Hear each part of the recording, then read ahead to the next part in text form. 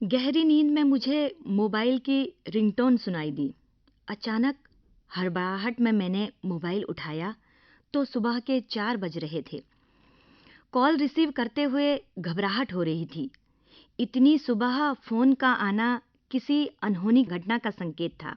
मैंने धीरे स्वर में हेलो कहा तो सामने से एक गंभीर आवाज़ आई।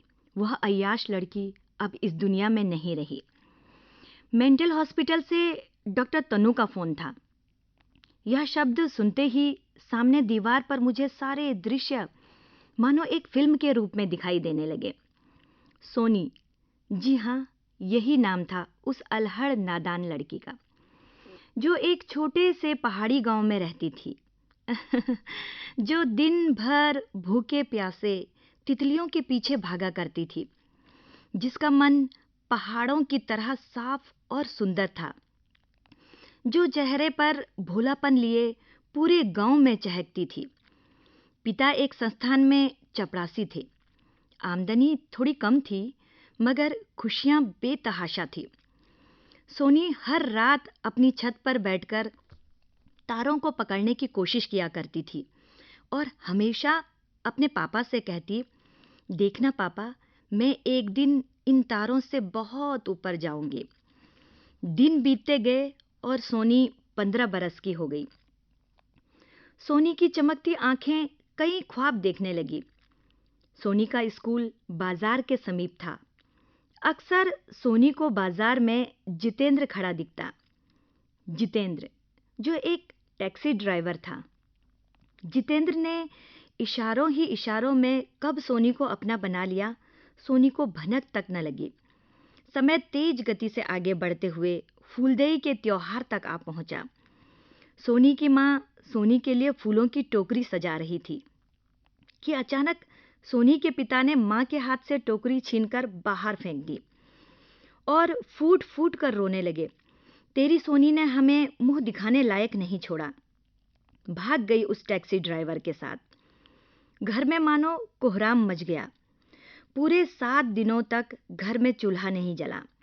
गांव वालों ने किसी तरह परिवार को संभाला ही था कि अचानक बदहवास हालत में सोनी घर वापस आ गई। उसकी हालत देखकर किसी ने उससे कोई प्रश्न नहीं किया। चुलबुली सोनी इस घटना के बाद चुपचाप रहने लगी थी। इसी खामोशी में सोनी की जिंदगी धीरे धीरे आगे बढ़ने लगी। अब सोनी मिस सोनिया बन चुकी थी। सोनिया के चेहरे पर अब सादगी और मासूमियत की जगह चालाकी और धूर्तता दिखने लगी थी। दया और प्रेम जैसे शब्द उसकी जिंदगी में बहुत दूर जा चुके थे। वह बस पैसा कमाना चाहती थी, बहुत सारा पैसा। उसको प्यार था, मगर सिर्फ और सिर्फ दौलत और पावर से, और इस पावर के लिए वह किसी भी हद तक जा सकती थी। सोनिया एक तेज दिमाग की लड़की थी। वह एमबीबीएस करने के लिए शहर आ गई, जहां उसकी मुलाकात ओबराय मेडिकल कॉलेज की डायरेक्टर डॉक्टर सुधा ओबराय से हुई। डॉक्टर सुधा को सोनिया का जीवन में आगे बढ़ने का जुनून बेहद पसंद आया। डॉक्टर सुधा सोनिया को एक स्टूडेंट के रूप में नहीं, बल्कि बेटी के रूप में देखने लगी थी और बेहद भरोसा करने लगी थी। सोनिया भी ओबराय मेडिकल कॉलेज के हर कार्य में डॉक्टर सुधा ओबराय का हाथ बटाने लगी। इसी बीच डॉक्टर सुधा एक कॉन्फ्रेंस में शामिल होने न्यूयॉर्क चली गई, परंतु जब वापस आई तो डॉक्टर सुधा का सब कुछ लूट चुका था। सोनिया मिसेस सोनिया ओबराय बन चुकी थी।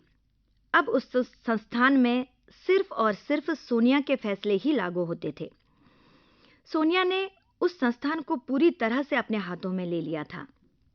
धीरे धीरे मेडिकल कॉलेज मिस्टर ओबराय और डॉक्टर सुधा ओबराय के हाथों से निकल चुका था। पैसा और पावर के आने के बाद सोनिया की अय्याशी का आलम यह था कि अब सोनिया हर उस जुर्म में शामिल होने लगी थी जिसमें पैसा था, पावर थी। अब सोनी मिस सोनिया या मिसेस ओबराय के रूप में नहीं, बल्कि एक अय्याश लड़की के रूप में जानी जाने लगी थी। एक साइकोलॉजिस्ट होने के नाते अक्सर उस मेडिकल कॉलेज में मेरा आना जाना लगा होता था। इसलिए डॉक्टर सुधा ओबराय से मुलाकात होती रहती थी, जो अक्सर अब बीमार रहने लगी थी। जब भी मैंने सोनिया को देखा तो सदैव एक सब्जेक्ट के रूप में देखा। उसकी दूसरों पर राज करने की प्रवृत्ति, उसकी अजीबोगरीब हरकतें, यह सब बातें मुझे उसकी ओर आकर्षित करने लगी।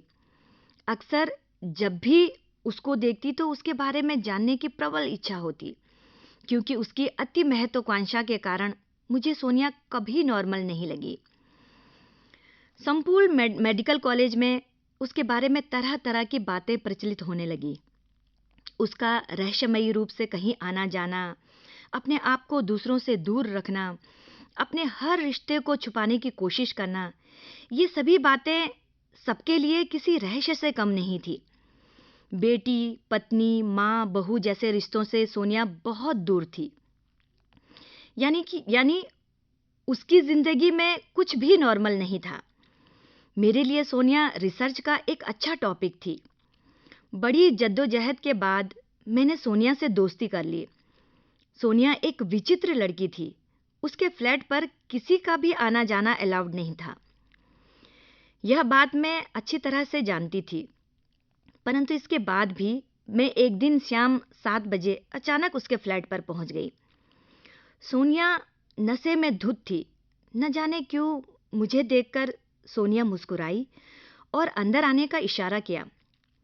उस फ्लैट में एक अजीब सी खामोशी और चारों तरफ सन्नाटा था।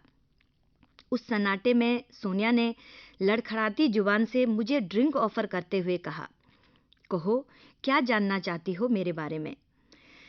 मैं हमेशा से ही सोनिया के जितेंद्र के साथ बिताए उन 7 दिनों का सच जानना चाहती थी, जिसके कारण सोनिया बनने के लिए मजबूर हो गई थी। जैसे ही मैंने जितेंद्र का नाम लिया, वह अपना सर पकड़कर पागलों की भांति जोर-जोर से चिल्लाने लगी। मैं परिस्थिति को समझने की कोशिश कर ही रही थी कि अचानक सोनिया ने अपना सिर दीवार पर दे मारा और वह बेहोश होकर नीचे गिर गई। दिन बीतते गए।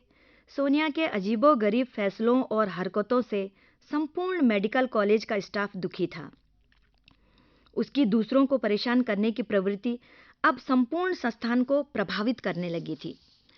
धीरे-धीरे उसका पागलपन बढ़ते जा रहा था, परंतु सोनिया को पता ही नहीं चल पा रहा था कि वह डिप्रेशन की अंतिम स्टेज पर जा पहुंची है।